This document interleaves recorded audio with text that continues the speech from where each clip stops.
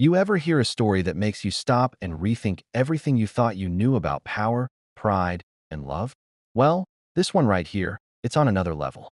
Imagine this. A billionaire vanishes for years. Everyone assumes he's dead. His daughter, left behind with nothing, ends up working as a maid just to survive. But when he finally comes back, the moment he finds her, what he does next shocks the entire world. And trust me, by the end of this story, you'll be questioning what real wealth truly means. All right, let's get into it. There was a man named Richard Hale. To the world, he was a legend, sharp, confident, the kind of billionaire who turned every business deal into gold. He owned hotels, luxury condos, even private islands. People called him the architect of modern wealth. But behind all that power, Richard had one weakness. He didn't know how to love the people closest to him. His wife passed away when his daughter, Lily, was just 9. And instead of holding on tighter to her, he drowned himself in work. Late meetings, private jets, endless expansion, while his daughter was growing up alone in that giant mansion. Lily would wait for him at the dinner table every night, staring at the door, hoping maybe this time he'd walk in early. But most nights, it was just silence. And by the time she was old enough to understand what was happening, she'd already learned how to live without him. Then, one winter morning, tragedy struck. Richard's private plane went missing over the Atlantic. No distress signal, no trace. After weeks of searching, authorities declared him dead. His empire fell into chaos, and his fortune got tied up in legal disputes. Lily, only 20 at the time, was suddenly on her own. Now, here's where the story gets real. Most people thought the daughter of a billionaire would bounce back, right? Sell a property, live off investments, maybe go to Europe for a while.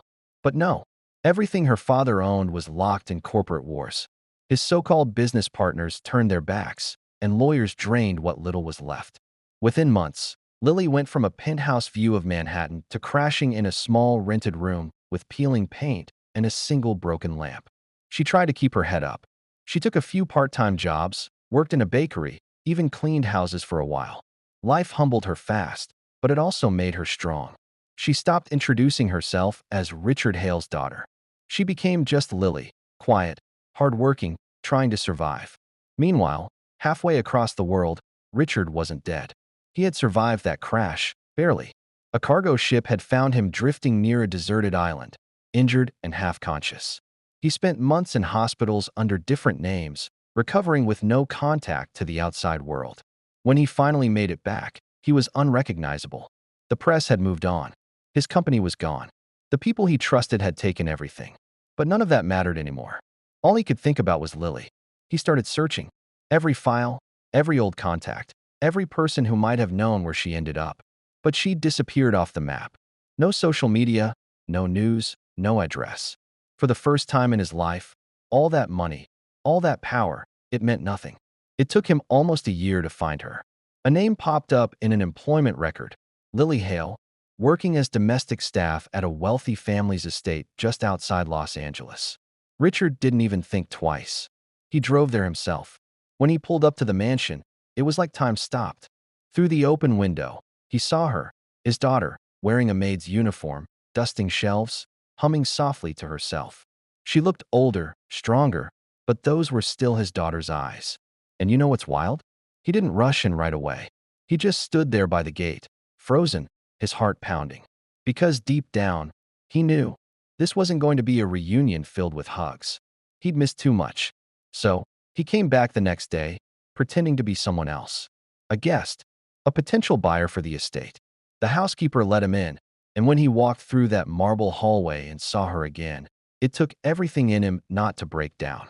Lily barely looked up as he passed her. She just smiled politely, said, "Good morning, sir," and went back to work. That's when it hit him. His daughter, the girl he once spoiled with diamonds, now calling him sir. That night, Richard went back to his car and sat there for hours. His heart was heavy with regret. He realized that all those years he spent chasing wealth, he'd been bankrupt in the ways that truly mattered. The next morning, he made a decision that would change everything. He called the owner of that mansion. The man happened to be one of those arrogant tech millionaires. Young, cocky, the kind who thinks money makes him untouchable. Richard offered to buy the property for 3 times its worth. The guy thought it was a joke at first, but when the wire hit his account, he was gone before sunset. The very next day, Lily came to work like usual, only to find her bosses gone. Confused, she asked the housekeeper what was going on. New owner, the woman said, arrived this morning. And there, standing in the grand living room, was her father. When their eyes met, everything froze. The vacuum slipped from her hand. She whispered, "Dad." He nodded, tears in his eyes. "It's me, Lily. I'm home." At first, she didn't move. She was shaking, angry, overwhelmed.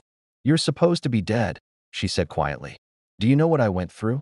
"I do," he said, his voice breaking. "And I deserve every bit of your anger. But I swear, Lily, I came back for you. Not for the company. Not for the money. For you." She stared at him for a long time. You could see years of pain behind her eyes. She didn't rush into his arms. Instead, she said something that hit him hard. "You always had everything, Dad. I just wanted you." Richard stepped closer, trembling. "Then let me be that father now. Please, let me make it right." And from that moment, he did everything in his power to earn her trust again. He didn't buy her cars or jewelry. Instead, he spent time with her. He cooked for her, sat with her, asked about her days. For the first time in her life, she saw him not as a billionaire, but as a man trying to love his daughter the way he should have all along. Weeks passed. Their bond started to heal. And then one evening, she found an envelope on her nightstand. Inside, there was a letter and a deed. It read, "Lily, this home is yours. Everything I've ever built means nothing if it doesn't give you peace. I can't change the past, but I can build a future with you in it. You are, and always will be, my greatest treasure. Love, Dad." She cried, not because of the house, but because, for once, she felt seen. And here's where it gets wild. When the media found out that Richard Hale, the dead billionaire, had returned, they went crazy. Cameras swarmed his property. Reporters begged for interviews. Everyone wanted to know if he'd rebuild his empire. But when he finally spoke, he didn't talk about profits or success. He said this, "For years, I thought wealth meant never having to lose anything. But real wealth is knowing what's worth losing everything for."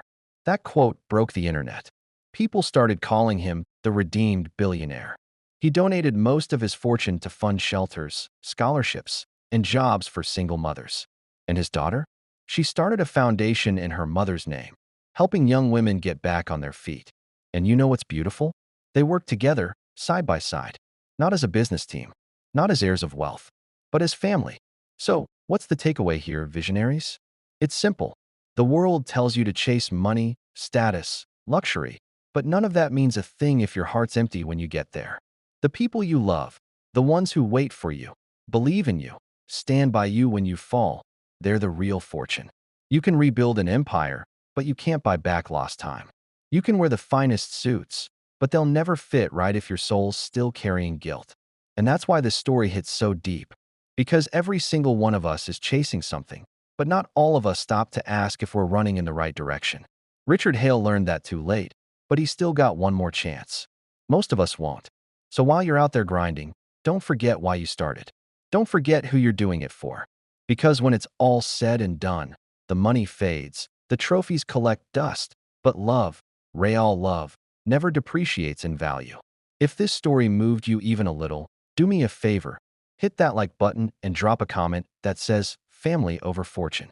And if you're part of the Black Visionaries family, you already know, we tell stories that hit the heart, stories that remind you what truly matters in this wild world. So stay tuned, stay grounded, and remember, your real wealth isn't in your bank account. It's in the hearts that beat for you. I'll catch you in the next one, Visionaries. Stay inspired, stay human.